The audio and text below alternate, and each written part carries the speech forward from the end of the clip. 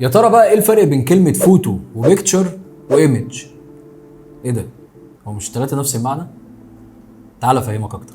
التلات كلمات دول تقريبا في اللغة العربية هما نفس المعنى فعلا، كلها في الاخر صورة، انما بالانجلش الموضوع مختلف تماما. يعني مثلا كلمة فوتو بتتقال على الصور اللي متاخدة بالكاميرا، سواء كاميرا الموبايل او حتى كاميرا احترافية، وحتى الكلمة جاية من كلمة فوتوغراف. انما بقى كلمة بيكتشر فهي اشمل شوية في المعنى، يعني ممكن نقولها على صورة متاخدة بالكاميرا او حتى رسمة مرسومة. حتى هتلاقي اغلب الرسامين بيقولوا لك ماي بيكتشر، ما يقولكش ماي فوتو او ماي ايمج. انما بقى كلمة ايمج فهي بتعبر عن الصور اللي موجودة في خيالنا، وحتى هتلاقوها جاية من كلمة ايميجينيشن اللي هو خيال. يعني مثلا زي صورة الناس عنك او الانطباع اللي الناس بتاخده عنك، او حتى صورة معينة بتيجي في خيالك، او حتى صورتك قدام المراية بتعتبر برضو صورة خيالية مش صورة حقيقية. اعتقد انت دلوقتي عرفت الفرق بين الثلاث كلمات دول. اتمنى بعد كده بقى نستخدم الكلمة في مكانها الصح. يا ترى بقى انتوا ايه الايمج